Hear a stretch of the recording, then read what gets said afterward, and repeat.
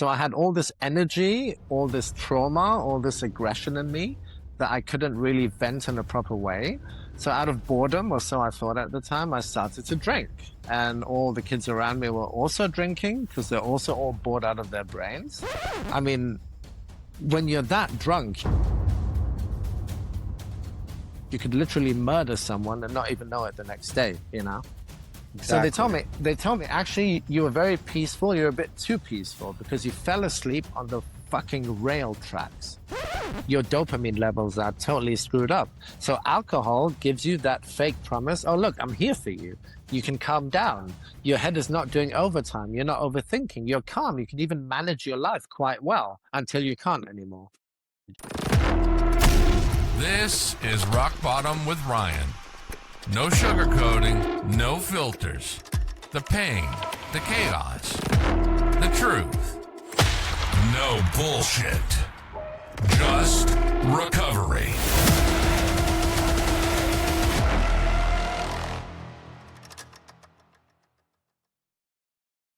All right, welcome to another episode of Rock Bottom with Ryan. I just want to let you know that this episode is brought to you by Sober Strong Apparel. Sober Strong Apparel isn't just lifestyle wear, it's battle gear. Heavyweight tees, hoodies, gear for ones who draw a hard line. Clean, sober, no compromise. Sober Strong Apparel also has an impact sponsorship program. So check out SoberStrongApparel.com for amazing gear, t-shirts, hat, hoodies, banners, everything you can think of. Great style, and it's for a good cause. 15% off if you use code ROCKBOTTOM. And just remember, 10% of every purchase goes to treatment centers. That's 10% of every purchase going to treatment facilities. Great company. I love what they stand for. Great ownership, great people, and everybody supports recovery. So if you know anybody who's sober curious or in recovery, family, friends, yourself, definitely check out SoberStrongApparel.com. Use code ROCKBOTTOM for 15% off. And check out information on the Impact Sponsorship Program. Thanks a lot, y'all, for watching this episode. Don't forget to like and subscribe and share. Appreciate all of your support. Thank you so much. Enjoy this episode. All right, welcome to another episode of Rock Bottom with Ryan. Here with my guest today, Ashley Baker. Ashley, how you doing? I'm good. I'm great. Thank you for having me. Good to have you. I've been looking forward to talking to you today. And so first and foremost, you know, this is a recovery podcast. We talk a lot about that on here and addiction and all that. So if you have a sober date, what is it? And what were your drink or drug of choice? And where you're from and all that stuff? Okay, well, sober date. I'm exactly 17 years sober since April the 3rd. So it's like almost a sober birthday. Congratulations. And, awesome. Thank you. And I was born in the UK, grew up in the UAE, far away, and now living in Germany. Yeah. Wow. Okay. So I've been around, yeah. What was your, what kind of drugs, or was it alcohol, or was it both? Well, with me, it was 100% alcohol, yes. I mean, alcohol was my go-to drug back in the days. I mean, I tried other drugs as well, but alcohol was the only thing that kind of stuck to me, unfortunately. Oh, okay. Yeah, I was just looking at one of your posts on Instagram, and you're in the bathtub and you got like a bunch of Jack Daniels in the background and stuff. I'm like, okay, alcohol must have been his thing. Yes, 100%, yeah. Yeah. So yeah, let's kind of dive into like what led up to you drinking in the first place, and how that became something that you may have used as like a trauma response or a way to numb yourself, you know, which is kind of what I'm gathering. So like, what was childhood like? What was your family dynamic? What took place before you started drinking? Well, to be honest, I only realized a few years ago the actual reason why I started drinking, sorry. Because I got sober and I just kind of thought, yeah, it's all good. I mean, I had no issues to work on. My life's fine. I was just drinking because I was bored. Then I did a deep dive a few years ago, like some shadow work and some trauma therapy. And it then all came up because our subconscious tries to push everything down. So it brought very back vivid memories that as a child, my mom tried to kill herself twice, when I was 3 years old and when I was 5 years old. So that obviously left a very, very big mark on me. And also my dad left us when I was 4 years old. Jeez. So I think that's more than enough reasons as a young adult to not be able to cope with it, you know, because everything that's important in your life, your mom and dad, Your mom tries to like leave forever. Your dad leaves because he's sick of everything. So thinking back, I mean, that is definitely the reason why I started drinking. I mean, I didn't know it at the time, but it's basically our coping mechanism that we weren't taught how to deal with these kind of emotions.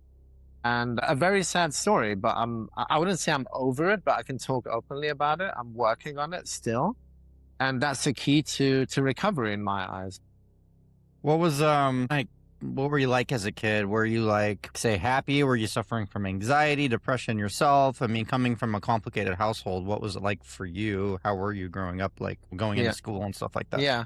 Well, my mom tried her best to raise me. She was alone. She didn't have a new partner at the time. So it was obviously quite difficult for her. And I was a very, very rebellious child. Like everything I wasn't supposed to do, I did. I was rebelling against everything and everyone. So that was a sign also of like, just literally being pissed off with everything, obviously, and trying to vent it somehow. So I wasn't easygoing as a child, and a lot of teachers told my mum as well that I'm a very, very clever child, but I'm using my energy for the wrong stuff, basically. Wow. Okay. So, So so that like kind of describes my childhood. Yeah, sorry. Yeah, I had a complicated childhood too. For similar and different reasons, just yeah. having a mother that kind of obviously wasn't happy in a lot of ways, but going through her own battles. And then, so how did you kind of go into school? Like, when did you use for the first time? Well, I started drinking at a very young age. I think I was 12 years old. And as I mentioned, I grew up in the UAE in Dubai. And back in the days, Dubai was a very boring place, a very small place. So there was literally nothing to do. So I had all this energy, all this trauma, all this aggression in me that I couldn't really vent in a proper way. So out of boredom, or so I thought at the time, I started to drink. And all the kids around me were also drinking because they're also all bored out of their brains. So that's how it all started when I was 12 years old. Wow. Okay. And then what was your first experience like? Did you get wasted the first time? Did you drink it and you're like, oh, I'm hungover and I don't want to do this for a while? Or how were you like immediately attached? Well, it was kind of difficult because I was very into like when I was 12, 13. That's when I really got into death metal and black metal and, all the good stuff. And that was kind of the image like sex, drugs, and rock and roll. So I discovered that at a very young age. I mean, I'm still a rocker. I still listen to death metal. I still listen to black metal. It's all good. But at the time, I kind of thought it was cool to drink alcohol to get wasted. So I remember a friend of mine made a thing called rocket fuel, which is just that a liter of spirits, gin, vodka, rum, you name it, it was in there. And we kind of downed that, two of us, 1 liter of these like pure mixed spirits. And I just had a complete blackout. And I think my mom took me to hospital to get my stomach pumped out and everything. So yeah, that didn't stop me from drinking because I found it kind of cool and that was being rebellious because everyone told me not to do it. So I did it even. And so the story goes. Wow. Okay, so like, is it like so at drinking at 12? That's pretty, pretty young. I don't think I had my first drink till I was like 15 or 16. Hmm. I only did it a few times in high school, and then started drinking really heavy when I was like 18 or 19. But Yeah. so how did it progress for you, like as far as alcoholism goes? Did it, kind of was it a slow kind of social thing at first, or did it kind of like was it something that you started to just do every day? Well, I started to do it every day. I mean, there was rarely a day that we didn't drink, like with my friends, because, like I said, we're all bored out of our brains. And then at the age of 18, we moved to Germany. And Germany obviously was a very open country, or it still is. You could buy alcohol in supermarkets. Like in Dubai, you had to get it from a liquor shop with a special ID and everything. So it was hard to get alcohol. So being in that state, older, just as crazy, even crazy, I'd say, I moved to a country where you can buy alcohol for cheap in the supermarket at the age of 16. So that was, of course, I mean, for me, that was heaven. So that really got me drinking every day. Then I started to be a trainee as a chef. And, in the industry, chef industry or restaurant business, like drinking is a normal thing. You can have a drink in the morning and no one's going to be like, hey man, it's 10 o'clock. Why are you drinking? They'll join in. So it kind of became very normal in my life to drink daily on a regular basis. Yeah. Yeah, I've heard that a lot, people working in the bar and restaurant and service industry where alcohol is just very prominent and it just is a Hmm. part of life. You have drinks during shifts, you have drink after shift, you start to party with the people you meet there, and it just becomes a kind of a cycle. So Yeah, I've heard that exactly. before. So take me into like when you started to notice like, hey, this isn't, maybe I'm not having as much fun doing it, or maybe I am, but it's starting to have consequences. Like, was it physical, or were you getting in trouble, or like what kind of things started to be wake up calls? Well, wake up calls were definitely when I started to get in trouble. Like, I got in trouble with the police a few times. I got in trouble with my ex-girlfriends or with my mom and dad or my stepfather at the time. So people were realizing that I had a problem before I realized it. But that's usually how it goes, you know? So people were talking to me about it. Oh, we think you're drinking too much. Don't you want to cut down? And I was very sure that I'm not an alcoholic and it's never going to happen to me. And I'm the exceptional guy that can just drink every day until he blacks out and not have an alcohol problem. So I was very stubborn about it. I always told people I don't have a problem, you know? And I used to get very aggressive about it as well, which just proves the point that I definitely did have an alcohol problem. And I remember the day I was about 31 years old, and it somehow creeped in that I used to drink 2 bottles of wine to get up in the morning. I literally got up in the morning, and the first thing I did was to down 2 bottles of wine because my whole body was shaking. I was sweating. I was packed with anxiety. And that was my wake up call because my brain was telling me, hey, stop. I mean, you cannot carry on this way. So I already knew the truth, but I didn't want to look it into the eye, you know? Yeah, so you were, I talked to a lot of people on here with different responses to how much they're drinking. I hear a lot of people that don't go through those withdrawal symptoms, but I am one of those people that had those horrible withdrawal symptoms, early on in life, but also in my 30s, they got a lot worse. Hmm. And, Yeah, waking up and it's just like natural. Well, I'm just going to drink until these shakes go away. But it's like exactly.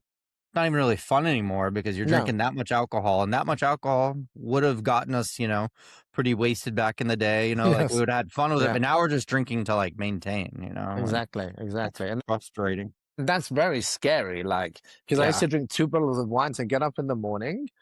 Half of it I'd puke out because my body would just resist it, which is totally normal. Then I'd go to work, have a couple of beers, do the whole thing over again in the early evening because I'd start to get withdrawal symptoms again. Go out at night and drink some spirits. So I was literally like, it was gallons of alcohol I was pouring into my body daily. Yeah, and probably forgetting to eat too, and Yes, probably just yes, feeling like crap all day even when you of were course, tipsy. Yeah. of course, of course. I mean, So it's scary. yeah. And like 2 bottles of wine, I mean, that's like even 1 bottle somebody considers themselves. I've heard on my show, people are like, "Oh, I had a bottle of wine tonight. I was a full-blown raging alcoholic." And I was just thinking to Yeah. myself, I'm not trying to minimize it because it's all relative to the person, but I would wake up and I would, chug equivalent to a bottle or 2 of wine Hmm. just to start my day, just to feel normal, slightly Exactly. normal, and Yeah, get rid of that, exactly.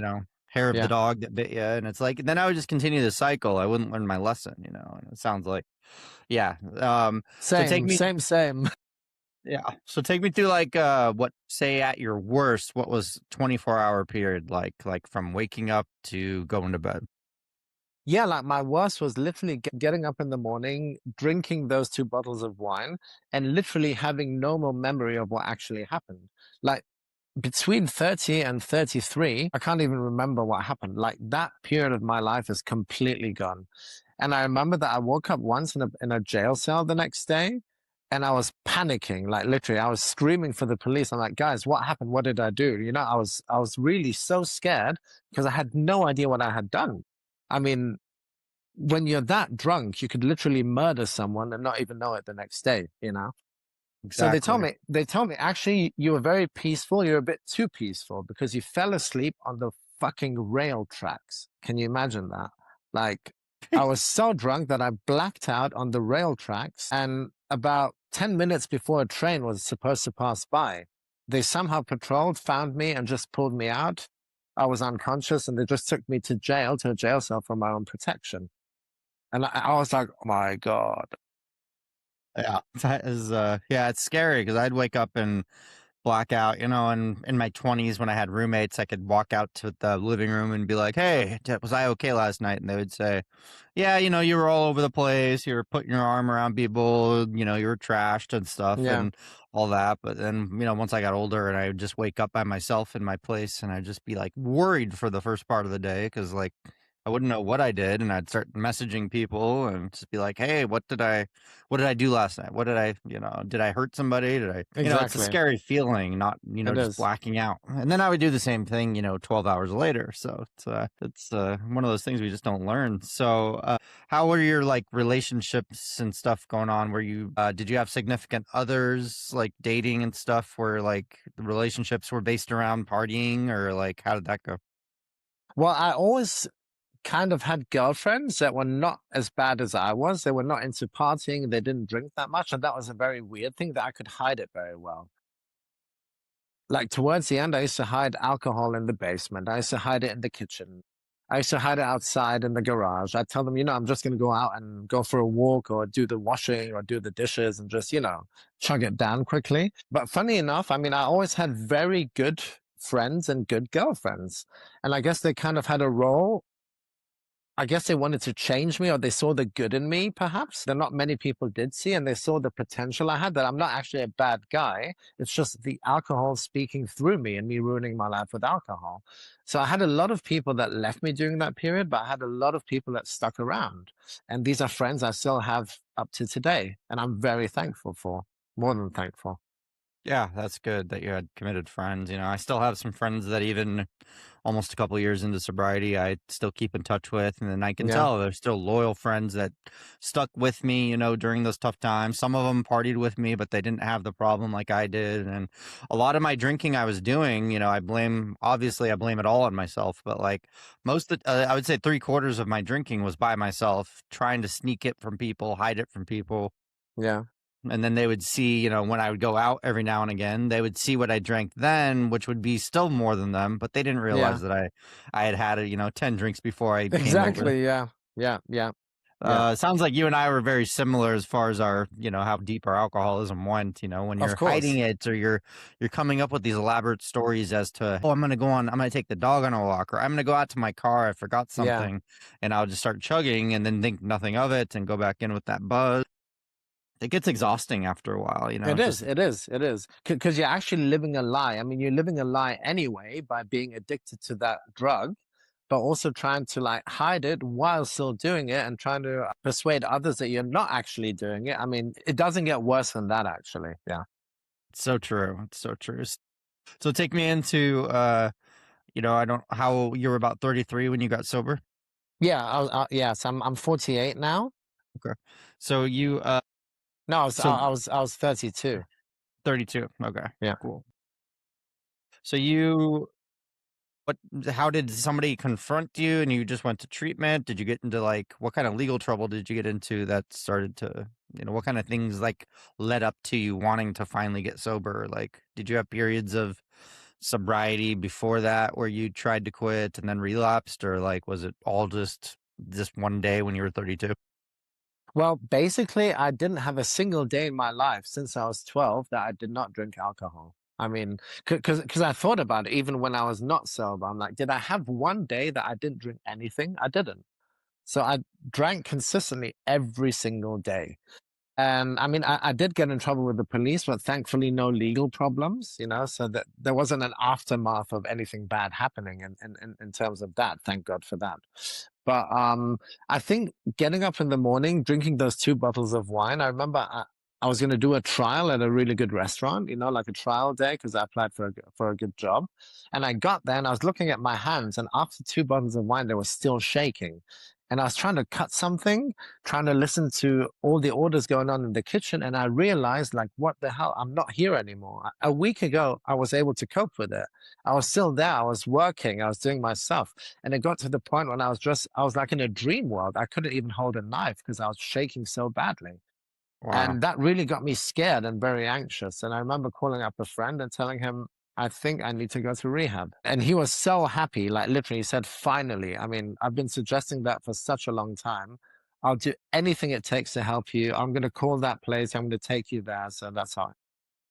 That's a true friend. I mean, I had a similar experience the last time I drank. I had gotten 90 days sober.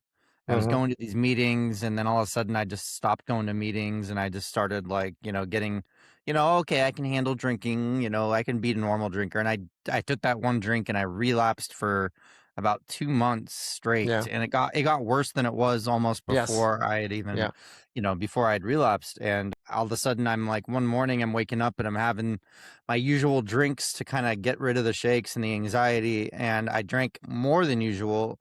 And I got in the shower and I realized I was trying to, like, give myself a shower, and my hands weren't even, like, working right, and I'm like, Wow. how is it even possible after having, 12 drinks, or, like, Yeah. it's probably equivalent to a bottle and a half, 2 bottles of wine, and that should Yes. get anybody going. And I sat down on a chair and I just started freaking out because I'm like, I can't even hold my cell phone. And I'm just kind of like, all Yeah. right, I got to do something. Yeah. So I decided, all right, I need to go to treatment, and then went to the hospital and detoxed. And it was a scary moment, though, once the alcohol really starts to, like, just, you start to reject even the alcohol, reject the buzz, Yeah. your body doesn't want it anymore. And it's just Exactly. a way around it. Yes. It's One. scary. I mean, that resonates with me 100% because the same happened to me. I went to rehab. I came out 2 weeks later. And I thought, okay, you know what? I can start drinking normally again. So I kind of we went to a party and I said, okay. At first I said I'm not gonna drink today. Then the craving came up and I thought, you know what? Just screw it. I'm gonna have a beer. And then I had another one. Then I had a vodka bull. And then I had a Jackie Coke. And I literally felt right into it again. It didn't even start slowly. It was like full Yeah. on wasted. The next Same. day, same thing, only that I didn't have the bottles of wine at home. So it was very embarrassing for me to go to a place in the morning to buy those 2 bottles of wine. And I carried on drinking for like 2 or 3 weeks. I can't even remember. All I know is it was much worse than before I stopped. Yeah. My Like alcohol. my brain couldn't cope with it. Yeah, no, I know. My alcoholic self used to be so prepared when I was trying to, like, maintain, because I knew I was gonna have to drink in the morning. I knew I was gonna have to drink throughout the day. So I'd go to the store and I would stock up on just boxes of wine, Yeah. boxes. Yeah. It got to the point where I wasn't even pouring them into a glass anymore. I would take the bag out of the box. I don't know, they sell boxed wine in Germany. I'm sure they do, but, like, I'd Yes, take the they do. bag out and just pour it directly into my mouth until I felt Wow. better. Yeah, Yeah. and it was just, and I would do that from my bed, and that's how sad it was. So so that last time, when, like, once you get, like, a few days, even a couple of weeks, like you said, or 90 days or whatever, you think, like, oh, well, I'm detoxed. My body doesn't, like, require it anymore. So I Yeah. can go back. I can have a drink. I can be normal. And that's just not how our brains are wired, it seems Of like, course not. Of which I'm course. sure you've learned by now, with what you do. Yeah. So, Exactly. yeah, no, it's scary. And then that last moments where we both, tried to drink that pain away, and then it just didn't work. We're just like, all right, now we really need help. So, Yeah, I mean that's exactly what I say. Like I did a post a few weeks ago. Like I was trying to fill the hole in my soul, or like alcohol helps you to escape until it doesn't help you anymore. And those are not just words; it's actually true because I mean it helped me for a long time, but one day it just stops helping you and it starts destroying you. And that's really the moment where you realize it has not been of any help whatsoever. exactly, exactly. So that had to have been really scary, to make that change. And it sounds like, so you went to treatment that first time and then relapsed after 2 weeks. And then how long was that relapse after that? Well, the relapse was like 2 or 3 weeks. I can't even remember. Like, I literally don't remember anything. All I remember is I called a friend of mine and I was broke down in tears. I had a nervous breakdown. I said, just take me back. Don't know what to do, how to do it. Just take me there. Take me back. I can't deal with this anymore. Like, it was the biggest emotional and mental overload I've ever had in my life. So he took me back. I went through that 2 week rehab again. I felt very embarrassed. I was very ashamed. I had a lot of guilt. And I was talking to the staff over there, and they were so super friendly and so super nice. And, they're encouraging me. I mean, at least you came back. Most people don't even come back the second time, or they just end up dead, or they keep on drinking. And I had a boss back then who visited me at, at the hospital. Yeah. And he told me, Ashley, you're an amazing guy. I love you. I support you. I mean, I'm always going to support you. But I don't want to scare you, but this is your last chance, basically. Last chance in terms of I'm going to kick you out if you don't stay sober. And at the time, I found it very harsh. But thinking back now, it's exactly Yeah. what I needed, because Yeah. sometimes you need that rude awakening. If life isn't enough to give you that awakening, sometimes you do Exactly. need someone, especially as a man, to tell you, hey, now up to here and don't go further. I mean, we need Exactly. that discipline. You need someone being stern with you. It's important. Exactly. In a lot of ways, these people in our lives that, are supporting us, they're technically enabling us in a lot of ways. So like they have to give us a little tough love to kind of light a fire Yes, under our butt, and get us going, exactly, So I exactly, needed that exactly. too, It's like I got threatened by a lot of people, which I thought were like mean threats at the time because I was being selfish, and I was like, everybody should take care of me, but no, it's like I needed that, I needed that. And that helped me look in the mirror and be like, all right, it's time to change. Of So course, of course. I mean, yeah. recovery isn't soft, and life isn't soft. I mean, these ups and downs are all part of life, part of recovery, part of getting sober. But that's also what I do in my coachings. I'm not always like, whatever happens, it's fine. Just do whatever you want, because that's what people tend to do nowadays. Like we've shifted in our society nowadays from nothing being okay to everything being okay. You know what I mean? Which, I mean, both extremes are not good. It's always in the middle. There has to be a kind of balance, and I think it's important to encourage people, to support them, to show them love. But that includes being stern, being disciplined, and being strict sometimes. Definitely. Yeah, exactly. So say you went into treatment and or back into treatment and all that, and what were like some of the things that you started to address early on in treatment, like with counseling and all that stuff? Well, after I got sober, I went to an AA meeting, which I'd been to before as well, a few years before, when my parents kind of forced me to go there. And I remember because I did a post on that AA didn't get me sober. And after that, I thought I'd give it a try again. And that it didn't resonate with me at all. Maybe it was just the wrong AA meeting because they're not all the same. They don't follow all the exact same rules. But I kind of found that they kept me very stuck in the past. They're always talking about how bad it was to drink, what a bad past I had. And I was more focused on the future, on the present, growing. I needed some encouragement to be given hope for a better life. And I remember going to a psychologist after that. That really didn't help me either. So most of the stuff I did, I taught myself. I mean, I didn't go to any more groups. I didn't go to any more psychiatrists or psychologists. I just stuck to my friends who all at the time had very stable mental health and were very reasonable people. Like they're intelligent guys. So I could talk to them. I did a lot of talking to them basically. And also like Googling online, reading books. So everything I taught myself about sobriety came from my inner circle and from myself. Okay. So like when you were in treatment, like how long were you in there altogether? 2 weeks. I mean, 2 weeks again. It's always like the detox 2 weeks. takes 2 weeks. Yeah.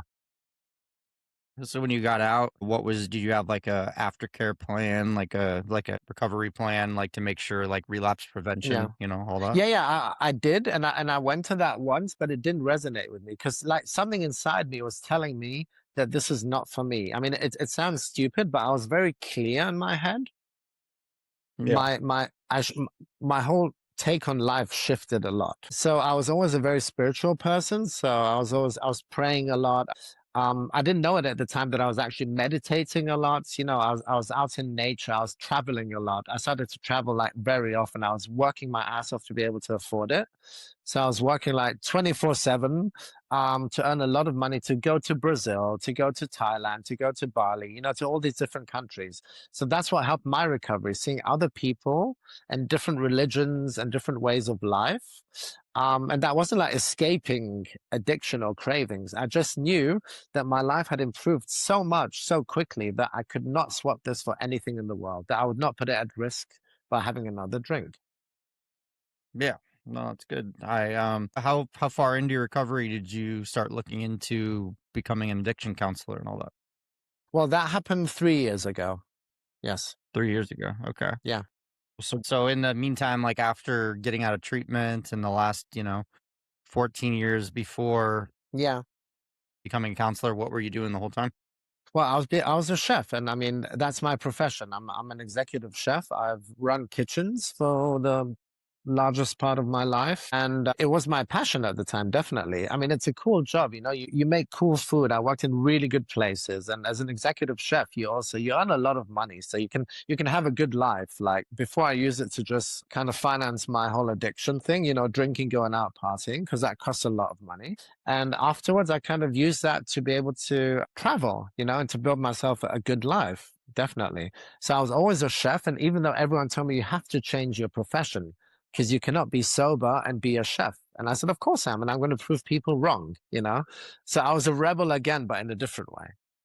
But it And I worked did prove though. it worked. Yeah, Yes, of course. Yeah, that's good. That's good. That's good. And it seems like that's something you were very passionate about too. And it's like, something I'm passionate about, I'm going to do full time, and I don't need alcohol to do what I'm passionate about. exactly. So that's good. Yes. That's good. So what happened? What went through your mind? Like, what were those early years like? Did it start to get, easier after a while? Did you ever have any moments of weakness where you thought about going back to alcohol? What happened there? The funny thing is that my body, like my physical state, did have these cravings from time to time. But my mental state was so stable and so strong. I mean, I have no clue where that strength came from. That every time, like the slightest craving even popped up, like my brain would tell me, do you really want to go back to that after having all of this? Because my life really, like, suddenly went skyrocketed in a very good way. I was getting good job offers. I was very clear in my head. So the potential I had before, I was actually living to its fullest after I got sober. Yeah. The girls loved me even more. My friends loved me even more. So I was on like a natural high. So I did not want to swap that for anything in the world. Okay. That's good because you started to really get comfortable in your own skin and appreciate everything. And Exactly. Exactly.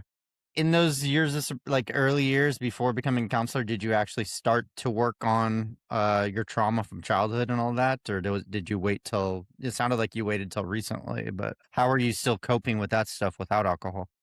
Well, it wasn't that recent. It was a few years ago, but I was quite long into sobriety already. Like, I kind of thought, because I started reading a lot, and Instagram makes us very aware and conscious of these kind of things as well. And at the time, my girlfriend, she wasn't my girlfriend. When I met her, I started talking to her again about the deeper meaning in life. And I've got everything. I've got a good job. I've got two amazing dogs. I'm earning good money. I'm traveling. So I've kind of like got everything I want, but I'm still like not genuinely happy inside. I felt like there was something missing. So I did a coaching with a very cool coach, Nick Warner. I don't know if you've heard of him. And he's an Australian guy, and he does like men's coaching for positive masculinity. Because this has Oh, been, I okay. mean, masculinity has been like a very big issue the past few years. Toxic masculinity, healthy masculinity. What's the difference, and so on. So I wanted to do a deeper dive into that. And whilst doing that, we were also trying to discover my purpose in life. And he told me, like, from day one, I know your purpose, but you have to realize it yourself. Otherwise, it's going to be me telling you, and it's never going to be your purpose. He said, just dwell on it, meditate on it, think about it, it'll come. And I remember one day we had our call. I didn't even say hello. And I told him, you know what? I want to help men get sober. And he said, exactly. Wow. Exactly. Yeah. Yeah. That's awesome. So what was the process then? Like when you started to get into counseling and all that? Well, basically, because I did it in Germany, it's not just like a course you pay for and you've got a certificate in 2 weeks. You can either go to a university, because I wanted a holistic approach to the whole thing. I didn't want like the classic addiction counselor that only focuses on addiction and nothing else. So I wanted the whole holistic view, like shadow work, inner child, meditation. I wanted to turn it into something cool and something attractive for people, to give them everything I did not find in all these places that I was maybe expecting to find. So I actually studied it to become one, yes. Cool. And how long was that process? 2 years. 2 years. Okay. 2 Yes. years. Okay. Awesome. So so you've been doing it for about 3 years now officially? Yes, exactly. Yes. Okay.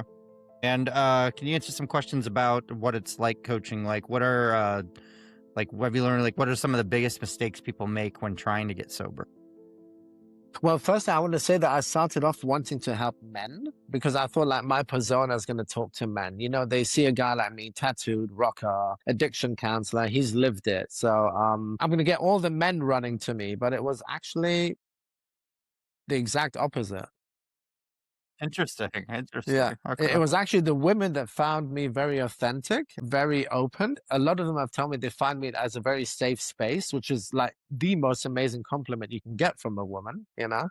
Yeah. Yeah. So my journey kind of like changed along the way as well. I'm not saying I'm not working with men as well, but it's definitely like more on the female side than on the male side. Yes, Wow. Okay. Interesting. So it is indeed. Yeah. what's the difference between just being clean and then actually healing? Would you say? Well, I always compare it to a headache. I've read a lot of Gabor Mate. I'm sure you've heard of him. Amazing guy. Dr. Gabor Mate is one of the most amazing people on the planet for me. Because if you only treat addiction, which is actually quite simple, you just go to rehab, do a detox, and you're clean. I mean, that's it basically. It's nothing big, because you're in an environment where you cannot get any drugs or alcohol. They give you medication, so that's actually the easy part. You know, if you don't want to go cold turkey, which I wouldn't recommend to anyone, as it's very Yeah. dangerous as well. But Very. staying sober, I mean, that's what I always say. It's like treating a headache. If you've got a headache, you can take an aspirin or a Panadol or whatever to just treat the pain, and it's going to go away very quickly, but it's going to come back. So you want to get to the root of the headache or the root of the pain or the root of addiction, which is always for all of us some kind of trauma, past trauma, fear, anxiety, insecurities, you know? So, I mean, it's all linked together. So I find it very important. And that's why I don't offer these 1 or 2 week coaching programs, because in my opinion, you can't do much in 1 or 2 weeks, you know, Yeah. That's very. because you need to do a deep dive. So my containers are start at 3 months.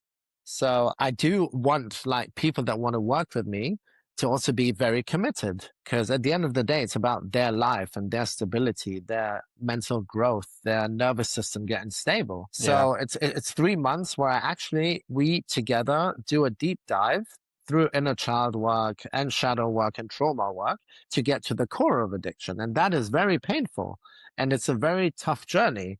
But in my eyes, it's the only way to get, you need to do a deep dive to get through it, to be able to heal and to be able to recover. Yeah. Exactly. What's like some of the patterns you see over and over again with people struggling with addiction? Are there patterns that like you notice that just are constantly an issue? Yes, a lot of people actually do know their patterns. A lot of people are very aware of what happened. A lot of people have ADHD or depression and do not know that that is linked to addiction. Because, you know, depression, ADHD, and addiction, those three things literally go hand in hand. It's like the holy trinity of addiction. So many people on my show mention ADHD and that they've been diagnosed, and some people self-diagnose themselves, but like Yes, it's everywhere in addiction. It's like just the inability to stay focused or the inability to sit still, and it's just, and then drugs and alcohol become kind of yes, our coping mechanism, and it's pretty exactly. scary. Exactly. And Because depression. because everything you lack, I just call it a lack, by suffering from ADHD, as you said, you've got a very low concentration span. Your dopamine levels are totally screwed up. So alcohol gives you that fake promise. Oh, look, I'm here for you. You can calm down. Your head is not doing overtime. You're not overthinking. You're calm. You can even manage your life quite well until you can't anymore. Yeah, exactly. So how do you teach people to regulate themselves without substances? Well, that is, I mean, there's different ways of regulation. And I mentioned also this holistic approach. So I recommend tools that I use myself every morning. Breathwork. Breathwork is a very powerful tool. You know, it's very present also on Instagram, on social media. But breathwork, it's very diverse. You can have breathwork to really like empower you, to get you pumped, to get you energized to start the day.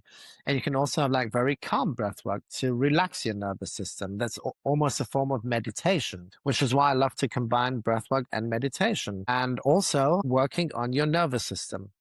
Because I also realized that a calm, safe nervous system is your key to everything positive in this world.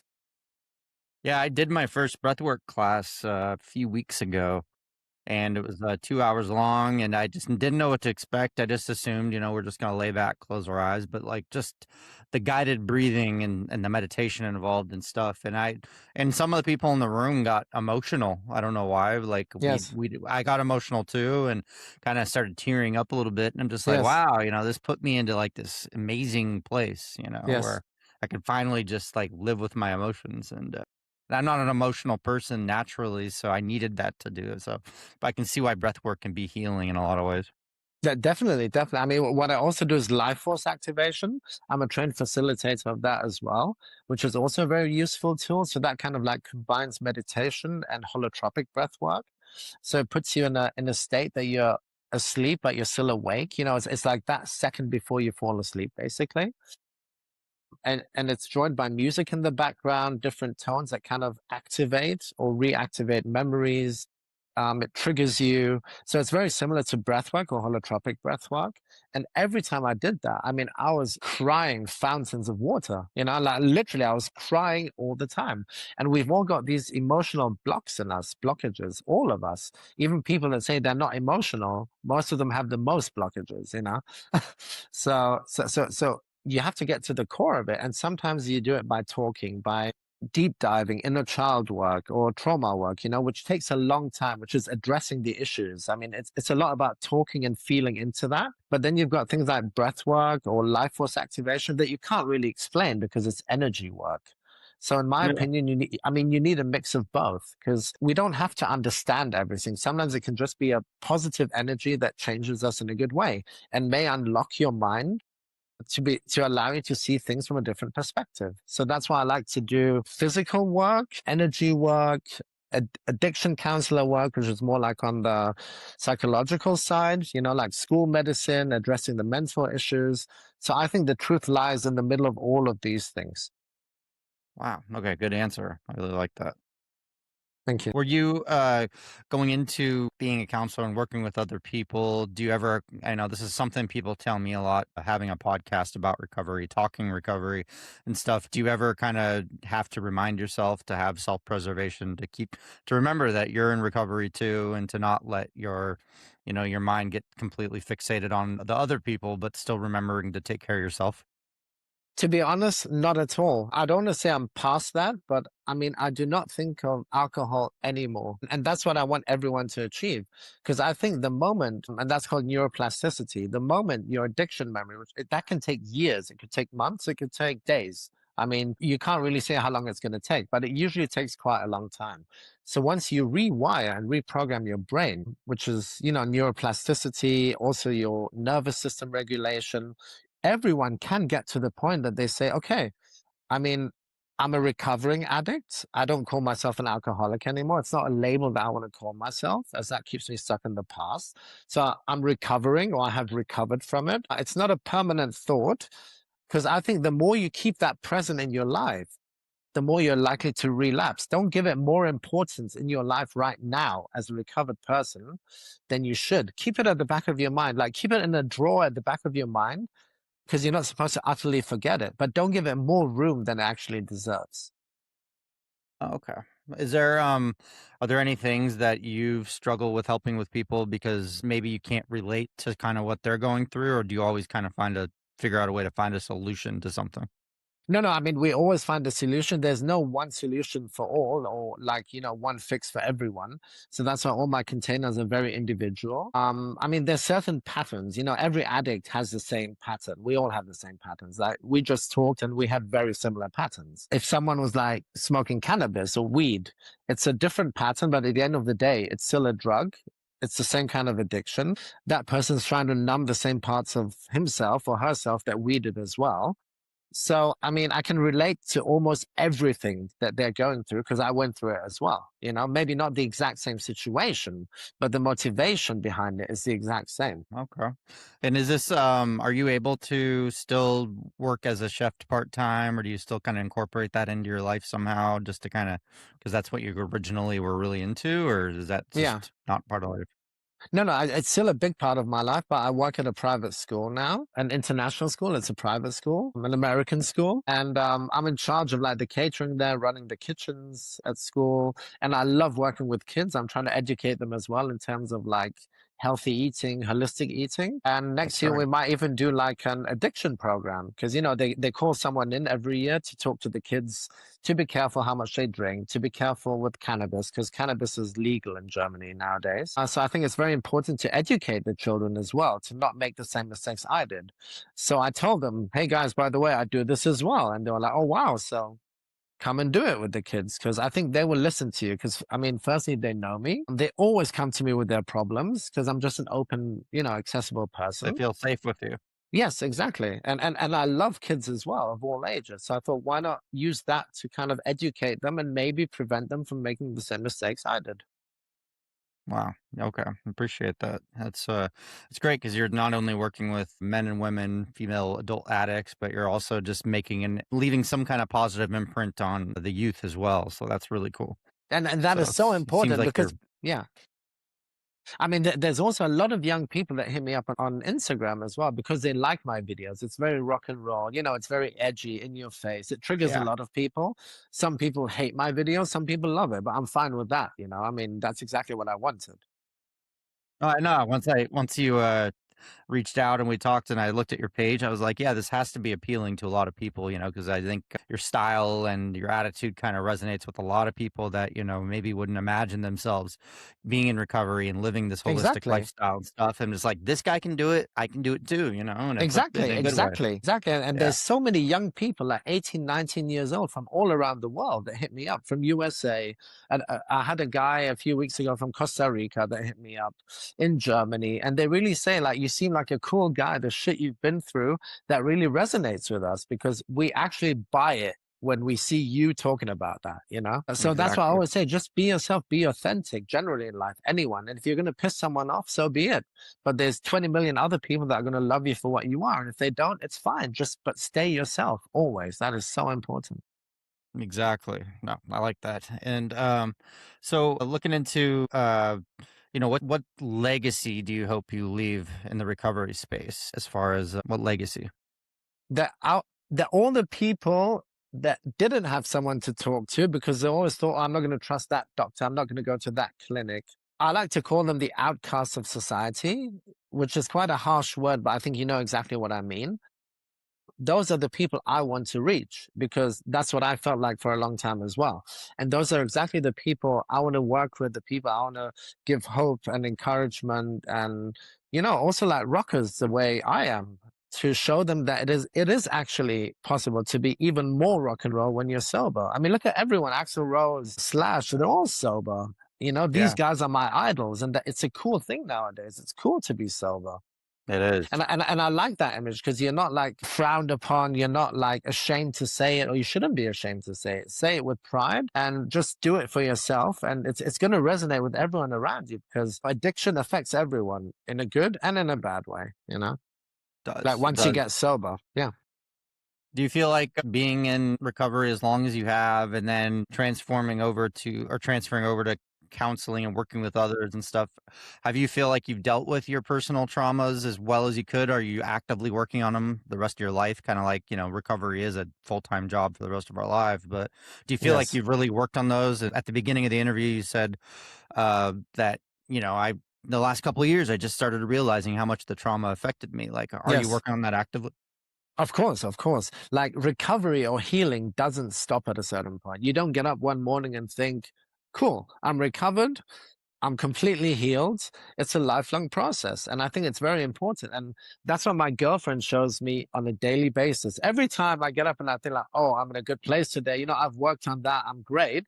She's going to like point out, by the way, look at this. And I'm like, fucking hell, really? So she kind of mirrors my behavior, which is a good thing because I do believe that women do lead us in terms of showing us the way, showing us like a more spiritual way of life, a more, to let out our emotions and to work on ourselves because you will never get to the point.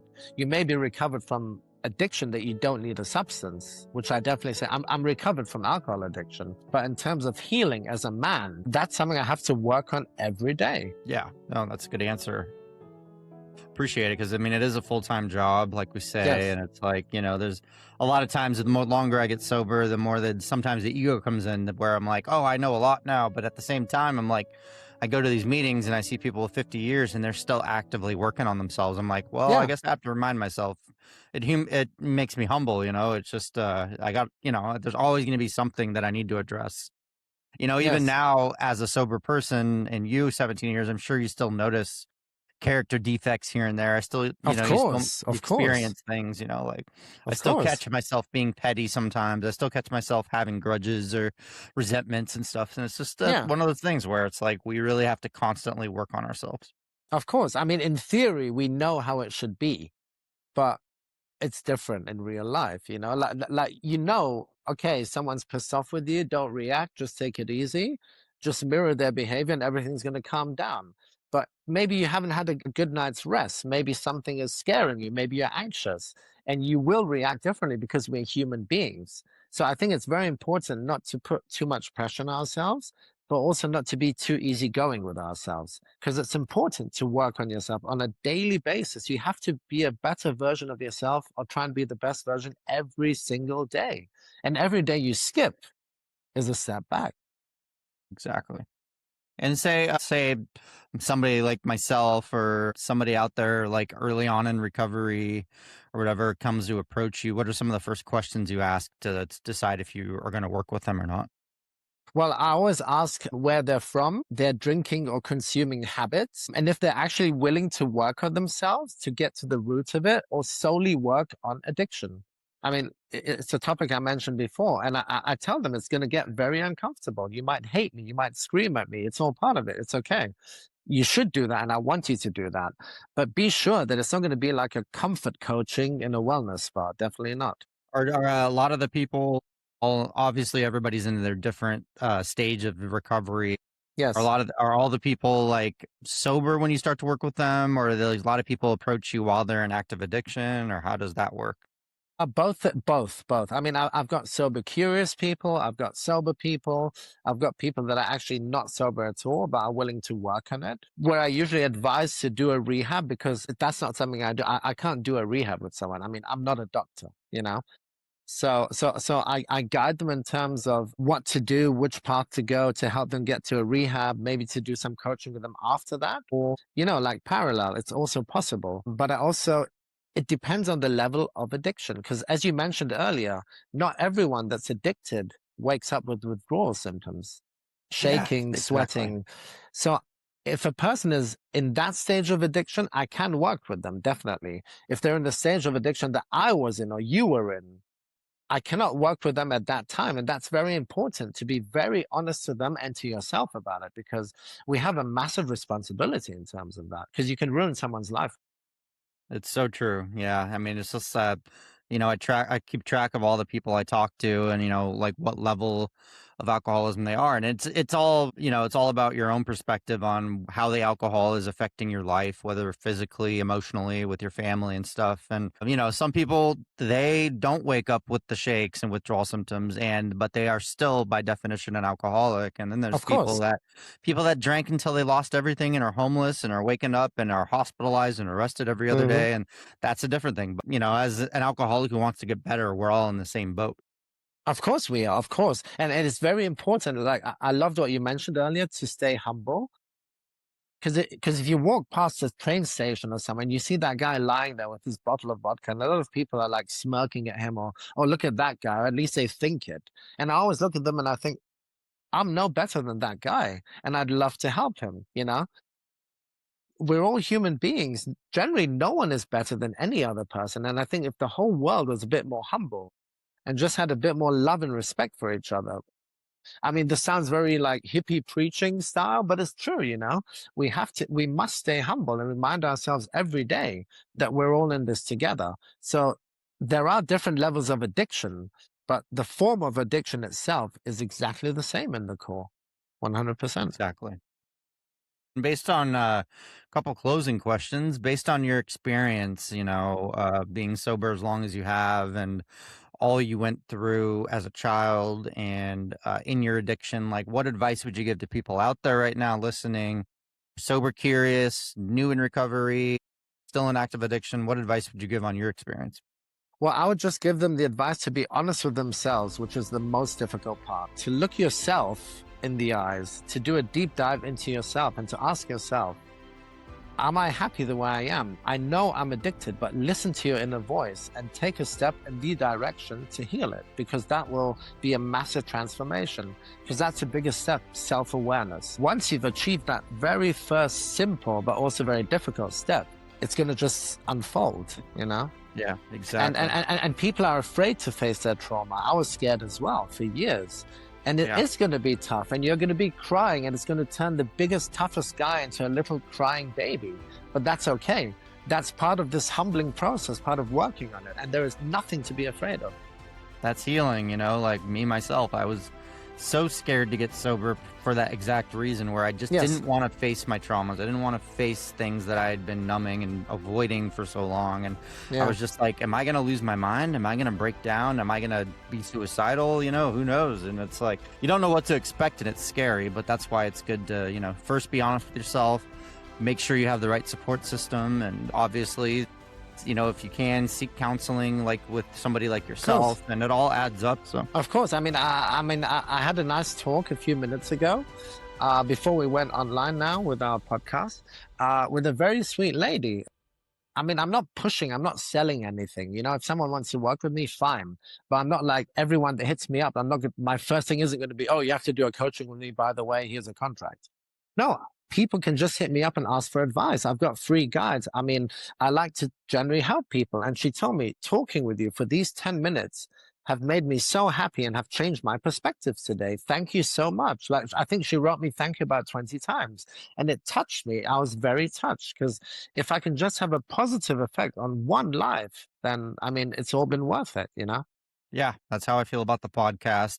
If it, I'm not in it to, become famous or popular or this or that. No. It's just mainly like, when I get like a message here and there, saying, hey, I watched your podcast, I listened to it on the way to work, it really helps me. And I'm just like, that's all I care about, is just helping somebody out there, and Of course. having a positive impact on people in recovery and people that want to get better and stuff. Yeah. Because I was one of those people, and I still am, I'm still in active recovery, and I'm going to be doing this the rest of my life. But Of course. but I understand it. I can relate to people. Yeah. And hope people can relate to my story too. And like hearing your story on here, I'm sure there's a lot of people out there that are going to, see Ashley and be like, you know what? I think I can be him. I can be like that.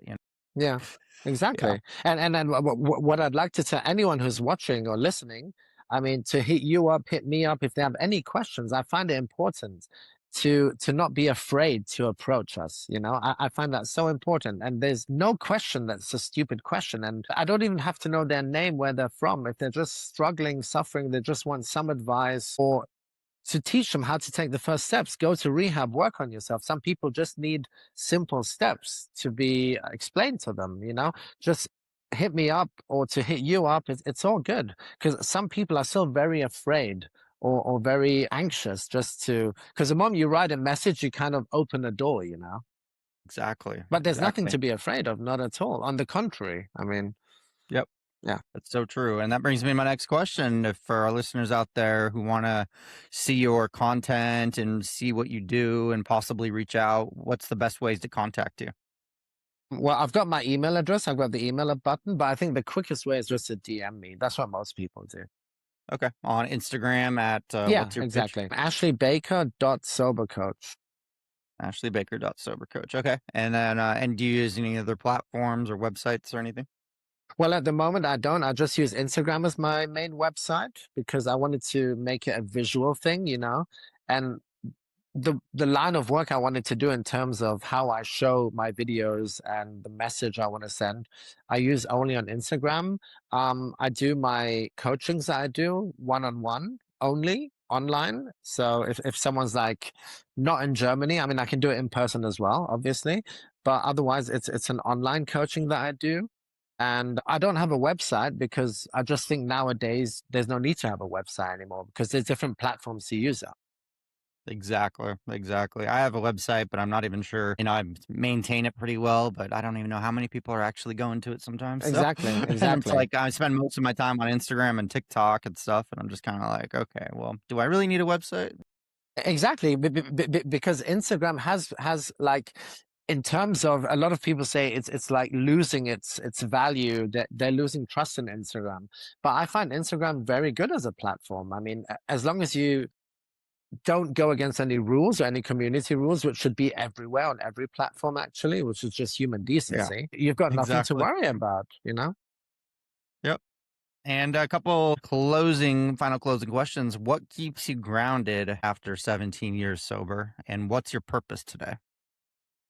Well, my purpose is growing every day to become a better man. I've come a long way, but there's a very long way to go. And to show up as a good man every day to my girlfriend, my mom, my dogs, to just show up as the best person I can be, basically. Yes. Good. Great answer.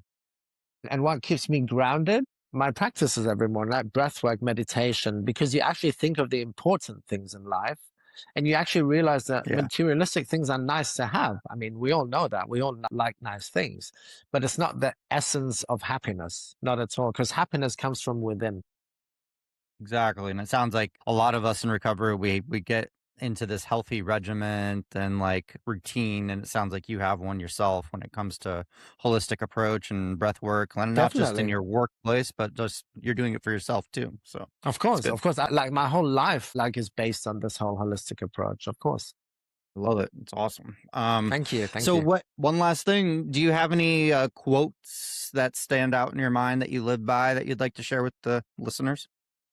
To be honest, I'm not a quote person, although I post a quote every week. I listen to a lot of rock music and a lot of metal, and those are my quotes, because I listen to songs, and when I hear them, like, it could even be like As I Lay Dying, which is like a new core death metal band. They sound like really bad boys, but the lyrics are actually very like, they go into your subconscious, you know, they're very, from a social aspect, like they criticize society, working on yourself and your inner fire. So I listen to music to get my quotes in life, basically.